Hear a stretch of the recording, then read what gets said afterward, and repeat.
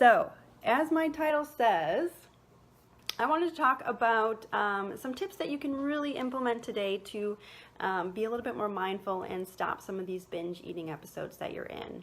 And someone had mentioned in the group when I asked, what topics do you want to have me talk about and see? Because everyone is different in terms of what they're struggling with, so I want to make sure I can I can touch on a lot of different ones. So someone had mentioned about binge eating and how to be a little bit more mindful. So today I wanted to talk about the 5 steps that you can really start today to have you stop binge eating. All right?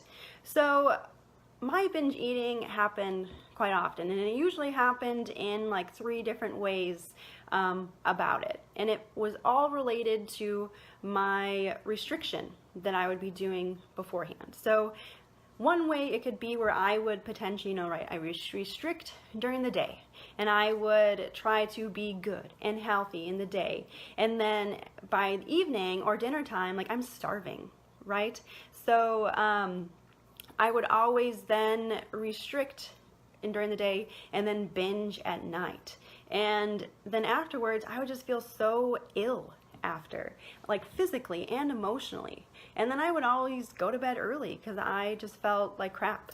So that would be one way. Another way that I would go into these binges would be restricting, but I would restrict throughout the whole week, right? I would be really good about only eating healthy foods, and then restrict throughout the entire week. The weekend comes around, all hell breaks loose, and then I binge on everything, right? Because I've been thinking about it all week and not allowing myself to eat it, and then just I don't have that control, and when I come around these foods, then I lose that control, and then I would just binge on it, and that would be like the whole weekend, and then I would just feel like crap, and then I'm like, oh, I did it again. And then during the week, I would go back into trying to eat healthy or good, right? And then that would happen on the weekends again.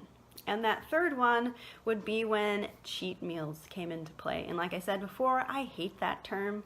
It does not help anyone. It doesn't. So when I would have my cheat meal, I would eat all of it because I wouldn't be letting myself eat it any other time. So I would binge on this food because I would have my one chance to eat it now, and then I would lose that control around that food. So then I would binge on these things. So a lot of times, and mainly my binge eating episodes would be coming because I would be restricting myself from eating these foods that I really wanted. And when I have come to find out that you have the ability to stop yourself. It seems a lot of the times that it's out of your control, right? But you do have it. It's just that you have to be a little bit more mindful and present in the moment, understand where these cues and triggers are coming into play, and then change it. All right, so like I said, today it's those 5 tips that I'm going to give you that you can start today, you really can, and then try to help stop these binge eating episodes. So this first one is really ask yourself if you're hungry. How many times have you binged on food and you're not actually hungry, right? So you want to be able to ask yourself if you're hungry. So a lot of times I would be mindlessly doing these things because I wasn't actually hungry. Granted, sometimes I was, but a lot of times it's because of an emotion that you're trying to either suppress or sort of eat your way through and not feel. So one, really ask yourself if you're hungry. And if you're finding that you're not hungry, which then leads to step 2, ask yourself what you're feeling, right? Are you feeling that you're lonely? Are you feeling that you're sad? Are you feeling that you're happy? Are you feeling, frustrated, stressed, bored? Right? Because a lot of times when we would go into these binges, it's because of the emotions. It's because we're trying to not feel what we're dealing with right now and instead turn to food to try and help with it, which never helped, right? Because after you're having these binge episodes, you almost feel worse because you're in that mindset where like, oh, now I just am like pissed because I just I ate so much, and I feel almost physically ill because there was a lot consumed that my body just can't normally handle. And then you get into this guilt and shame, and then you just keep that vicious cycle happening, because then you might restrict the next time or the next day, especially if you binged at night, Or like for me, I would restrict then in the day, binge at night. Or then I would restrict in the whole week and then binge on the weekends. So you have these cycles that happen when you have these feelings instead of actually feeling them, right? And that can happen so often. So you have to be able to ask yourself, one, am I hungry, right? And then two, if I'm not hungry, is it because I'm eating because of an emotion? Is it eating because I'm trying to, eat through the stress that I'm having? Or is it because I'm lonely and I'm bored? And instead of finding something else to do, I choose to eat instead. So when you're finding that you're binging because you're not actually hungry and you're trying to feel these feelings or suppress or numb these feelings, then you got to find a different productive way. And that can be sometimes a tricky part because you're so used to turning to food, then you're like, I don't know what to do. I don't know how to not do it. So here are some things that I like to do that I found not a distraction, but as a different way and a more productive way to really feel the feelings, right? It can be scary to feel the feelings because you're trying to not, but once you're more aware of what's going on and then actually feel the feelings, you'd be surprised at how refreshing, right, it is to be able to just take a deep breath and be okay with it, and then they quickly move on, and then you can go on about your day and you don't have these repetitive feelings of guilt and shame and things like that. So some things I like to do, if it's nice outside, I can go for a walk, right? For me, being out in nature, that helps me sort of unwind and think about things and get me back on track and in alignment. Journaling is an amazing tool that you can use to help yourself release these feelings, right? I promote journaling. I journal as well. And I know some people are like, well, I don't want to journal because every time I journal, it just is so random. It doesn't make sense. That's going on in your head right now. So if you feel that it's random and doesn't make sense, let it out. Get it out. And then I like to recommend read it. It's interesting. I will reread the stuff that I wrote, and then I get way more insight as to what was actually going on, and then I can process that stuff. But if you're worried and concerned that it's going to look weird on paper, imagine what's going on in your head and that you're living in that, and it's just constantly cycling. So if you can sort of release and express that in an amazing way to heal yourself through journaling, do it. And it doesn't have to be like a 3-page journal entry. It doesn't have to be this massive thing. You do what you want. You could do sentences. You could just do words. Like, you could do whatever you want, but being able to get it out of your mind and sort of coping with it, acknowledging it, processing it, and moving on in a sense through journaling, it's an amazing tool that you can use. All right? I like to dance, so I listen to music. My husband likes to mess with me when he's home when I do this and turn on death metal music. If that's your thing, have at her, but I don't like that. One thing I do recommend, when you are into this mindset where you're trying to sort of suppress some of these feelings, especially if they are where you're lonely, bored, you're sad, you're frustrated, I don't really like to recommend listening to music that is like a somber music or more sad music, right? Because it can sort of just keep those feelings there. So I really like to recommend listening to upbeat music, dancing music. The endorphins that you can get and sort of that release that you can get through dancing or just listening to music is an amazing thing. So if you're finding that you are turning to food and you're binging in moments where you're stressed and lonely and bored and things like that, turn on some music.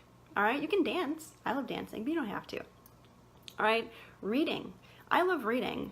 Personally, I read a lot of inspirational stuff because it helps me stay in this mindset that I want to be in, but I also like to read about murder mysteries and forensic psychology and things like that. So whatever you like to do, if you have that time, choose to read, right? It helps you sort of take your mind at ease and focus on things that are more productive, right? So you can read. And like I said, with the inspirational stuff, sometimes I really like to go to that inspirational thing because at that moment, I need it. I need that reminder that everything's okay and I have this ability to change my thoughts and not choose to binge on food to try and help myself with these emotions. So some really good ones that I like to use are going to be like Lisa Nichols, Esther Hicks or Abraham Hicks, Brene Brown, Mel Robbins, people like that. And I will watch like their YouTube channels. A lot of them have their YouTube things on there. You can watch their videos. There's podcasts. Sometimes I will literally just Google like, I love myself quotes. And then I just have the ability to read through like a lot of quotes on how loving yourself is amazing or things like that. So helping yourself get into this mindset and getting yourself through it is one way you can really find that more productive way to process some of these feelings. So like I said, I like to do that kind of a thing.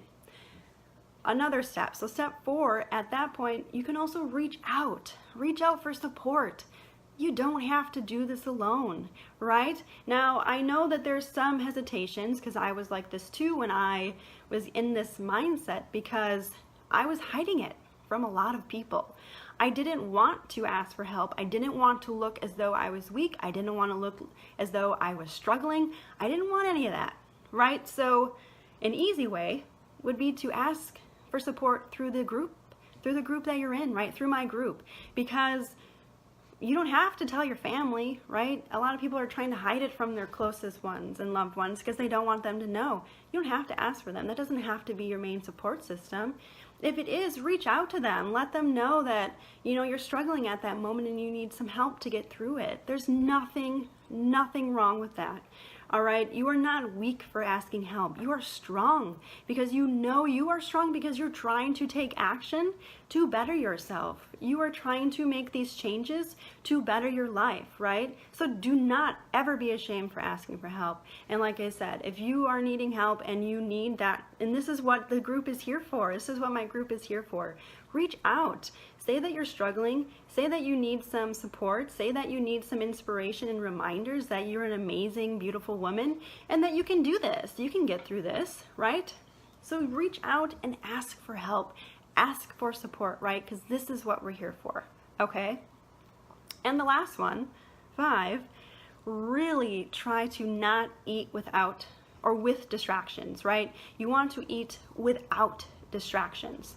How many times, and I will raise my hand because I always used to do this, where I would get into that mindset where I would be, like I suffer from depression too, so a lot of times this sadness would be overwhelming, and instead of being able to understand how I could now, what I do now, cope with it, I turned to food. So when I get into that, I would just like mindlessly stand in front of my pantry or fridge and then just eat, right? I wouldn't, even if I was hungry, because I wasn't asking myself if I was hungry, I wasn't. I was just trying to eat through my emotions. So I'd stand in front of the pantry, I'd just mindlessly eat and eat and eat, and I'd be standing there for like 10 minutes. And then I'd be like, what just happened? Like a whole bag of chips are gone, and I don't even remember doing it. Or in front of the fridge, right? And I'd keep the fridge open. I'm like killing polar bears at the time. My husband even got me, side note, a shirt that says, "Don't kill polar bears," because he wants me to keep the fridge door closed. So I don't. But things like that, right? So you can also just like grab stuff with you and then go sit on the couch in front of TV and you aren't paying attention to what your body is trying to tell you in terms of that mind-body connection and the food cues that are your body's trying to let you know, stop. You're full, you don't need to keep eating. But when you're binging, you're just eating so fast and so quickly and so almost ravenously that you are just constantly doing it, and then you miss that. So you want to try to eat without distractions so you can actually be aware, 1, if you're actually hungry, and 2, if you are, then you can stop when you're full, and that you didn't just overeat or binge eat on these things and then have that sort of guilt and that shame and that cycle where then you now restrict or you feel like crap afterwards and you try to fix it and then you go back into binging, right? So some of these things you can really start to implement today, and they are quite helpful. So these 5 tips, you can do it, right? You can definitely start these today. All right, so let's review. 1, ask yourself if you're hungry. This one seems easy enough, but when you get into this habit I had this habit for like 15 years, right? You get into this habit that you lose that ability to really see, am I actually hungry or not? But you can. You just have to get into this practice and mindset of asking yourself, right? You have to be able to stop yourself and be like, am I actually hungry right now? Half the time, or majority of the time, it's probably because you're just really thirsty, right? So if you drink a little bit, wait 5-10 minutes, see if you're actually hungry, then eat something, right? You don't have to have a full meal, right? You don't have to have these preconceived notions that you have to have this like amazing breakfast and an amazing lunch and then this amazing dinner, right? You don't have to do that. You can eat when you're hungry and stop when you're full. So you just want to make sure you are hungry before you are doing these binge episodes or overeating things, right? Secondly, if you're finding that you're not actually hungry, then you're going to want to ask yourself, well, what am I actually feeling? What's going on that's leading me to this food to have me cope with it, right? So like I said, you could be happy, you could be sad, you could be frustrated, you could be stressed, you could be lonely, you could be bored, right? There's a whole gamut of different emotions that you could be feeling that would be leading you to want to binge instead of feeling them, right? So you have to be able to ask yourself these things and be a little bit more present in the moment to see what's actually going on to cause me to want to binge right now, right?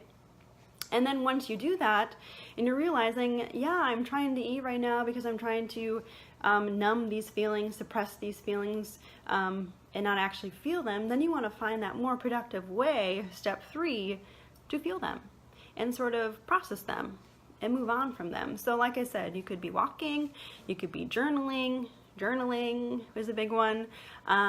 You could be listening to music, upbeat music, dancing, reading, especially some inspirational things, using those as your tools to really help you get out of, this negative mindset and get back on track that you are. Or you could be listening to, the inspirational videos or podcasts, whatever you choose. And you might have to play around with it, right? But you will find what works for you and then just stick with it, all right? This takes time, this takes practice, but you can do it, okay? Which then could lead to, like I said, step 4 in reaching out for support. It could be with my group. You can put in that you're struggling, you need some inspiration, you need that support, you need that reminder that you got this. You got this, girl, right? You need all that. Or you can turn to that support system, that immediate support system, which could be your friends or your family. But reach out. Reach out to someone because you are not at all alone in this journey. I have been there plenty of times and I understand what it's like to go through it alone, and it's not fun. And I also understand what it's like to have a support system and how amazing it is to utilize them and not feel ashamed for asking for help, right? So use them. Use me. I am here, all right? And that last one is really try to eat without distractions, right? So you don't want to find yourself mindlessly eating in front of the pantry or the fridge, on the couch in front of the TV, and then 10-15 minutes later, you're like, what the heck just happened here? I don't even remember it. You want to be able to have that mind-body connection to where your body can let you know that you're full, that you were hungry, you ate, and now you're good, all right? And go from there. So a lot of these things, like I said, these tips, you can start today. You really can. If for some reason you were watching this video and you're like, I don't think I can do that. That just seems almost too much. I don't know if I can actually do that. How am I supposed to do that? This is what I'm here for. Reach out in the comments below, or you can always message me too. Let me know, and then we can hop on a call, see why this seems so scary for you or where you might be getting stuck with this, and then make that plan and move on and really get you to where you want to be, because these binging episodes can really take a toll on you, right? It can really control a lot of things, and it can really set you up for this vicious cycle where you continue on this path that you don't like and that you don't like to do, because you could be hiding this, right, from your friends or your family, or you could feel like you aren't good enough to make these decisions, or you could be fearful about starting on this path, but it is so worth it. It is so, so very worth it. So like I said, if any of this resonates with you, if you have questions about this, if this stuff excites you and you're like, oh my gosh, I'm gonna start this today, let me know in the comments below, message me. I'd love to hear. I wanna know that this is what is working for you, and if it isn't, let's chat and see what can work for you and get you there, okay? So, like I said, in the comments below, or message me, let me know, all right? If this resonates with you, if this was helpful for you, anything like that, okay? So, it's Tuesday. It's actually sunny here, which is amazing because in Washington, there's been some weird weather happening. So, it's really nice that it's sunny. So, I'm gonna go for a walk. It's a little bit chilly, but I almost like that crispness to the air. So that's what I'm going to be doing next. Like I said, reach out to me if you find that seems scary to you, if this seems too much, or reach out if this seems like awesome and you're just wanting me here for support while you're doing it. Alrighty, message me or comment below. Alright, happy Tuesday everyone. I'll talk to you later.